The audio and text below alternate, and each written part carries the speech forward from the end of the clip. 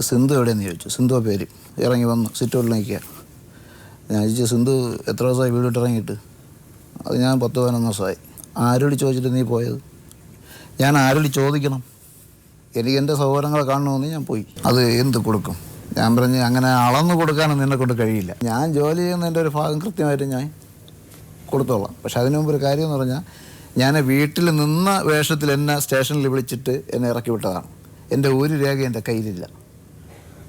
Driving ലൈസൻസോ Aadhaar കാർഡോ തിരിച്ചറിയൽ കാർഡോ ഒന്നും എൻ്റെ കയ്യിലില്ല. സർട്ടിഫിക്കറ്റ് ഒന്നും. എനിക്ക് ആ രേഖകൾ തരണം. തന്നു കഴിഞ്ഞാൽ എനിക്ക് ലൈസൻസ് ഉണ്ടെങ്കിൽ ഏതെങ്കിലും വണ്ടിയിൽ പണി കിട്ടും. പണിക്ക് കയറിയിട്ട് ഞാൻ അടുത്ത മാസം മുതൽ ഞാൻ എന്നെ കൂടെ കഴിയുന്നത് ഞാൻ ചെയ്യാം. ഒരുമിച്ച് ജീവിക്കാൻ പറ്റില്ല.